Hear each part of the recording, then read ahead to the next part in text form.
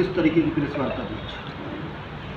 आजकल मैं देख रही हूँ कि एक अजीब तरह का भ्रामक प्रचार हर तरफ फैलाया जा रहा है और लोगों में एक अजीब सी दहशत फैलाई जा रही है।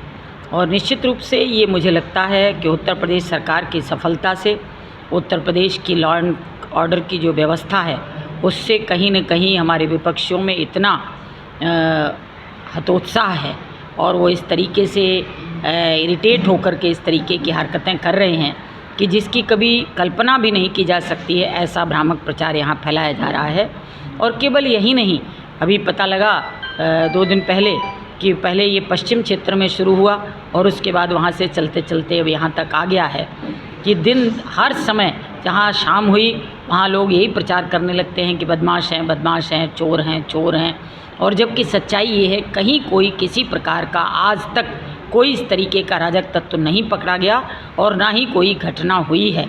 ये एक सोची समझी रणनीति, एक षड्यंत्र, एक साजिश है। मैं केवल आज इसीलिए मैंने आप सब लोगों को यहाँ पर आमंत्रित करके आप सबके माध्यम से एक संदेश देने का काम मैं कर रही हूँ कि पूर्णतः सरकार पर भरोसा रखें। उत्तर प्रदेश सरकार आपकी सुरक्षा के लिए और कानून व्यवस्था के लिए पूरी तरह से संकल्पबद्ध है, कटिबद्ध है। किसी भी प्रकार से आपके साथ किसी भी प्रकार की कोई दिक्कत नहीं होने दी जाएगी। यदि वास्तव में ऐसा लगता है कहीं आपको कि कोई इस तरीके की बात है तो आपके पास 112 नंबर है, आपके पास थाने के सभी नंबर हैं, किसी नंबर पर आप फ़ोन करें। लेकिन किसी के कहने से केवल बदमाश है, मैं जहाँ तक समझ पा रही हूँ लोगों का गांव में रिश्तेदारों का आना जाना बंद होता जा रहा है। कई जगह से सूचनाएं मिली कि जो व्यक्ति दिल्ली से चला वो गांव में पहुंचते पहुंचते उसको रात हो गई तो बस बदमाश के नाम पर उसको ही लेकर पीट दिया, अफवाह फैला दी। कई जगह फायरिंग की सूचना भी मिली है। मैं आगाह करना चाहती हूँ कि इस तरीके से झूठी अफवाहों के अंतर्गत अगर कोई फायरिंग या इस तरीके की कोई अप्रिय घटना हुई तो निश्चित रूप से आप स्वयं इसके जिम्मेदार होंगे। सरकार आपकी सुरक्षा के लिए पूर्णतः कटिबद्ध है और मैं भी आपके द्वारा, आपके वोटों के द्वारा चुनी हुई आपकी चौकीदार हूँ। यदि आपको कहीं कोई ऐसी बात लगती है तो आप आधी रात को भी मुझे फ़ोन करके बताएं, मैं भी आपके पूर्णतः सहयोग के लिए तत्पर रहूँगी। लेकिन कृपया अफवाहों पर ध्यान न दें, अफवाह फैलाने वालों से सावधान रहें। और यदि आपके समझ में कोई ऐसा व्यक्ति आता है जो झूठी अफवाह फैलाने में सहयोग कर रहा है तो तत्काल थाने को सूचना देकर उसको भी पुलिस को हिरासत में दिलवाने का काम करें। ग्रामीण पूरी रात जगते हैं और इकट्ठा होकर कहीं ना कहीं नारेबाजी भी कर रहे हैं। इसी के लिए मैंने आज आप सबके माध्यम से ये संदेश देने के लिए बुलाया है।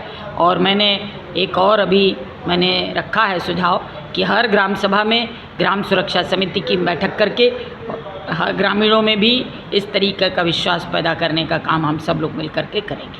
मैम, पूरे मामले में प्रशासन किस तरीके से काम कर रहा है?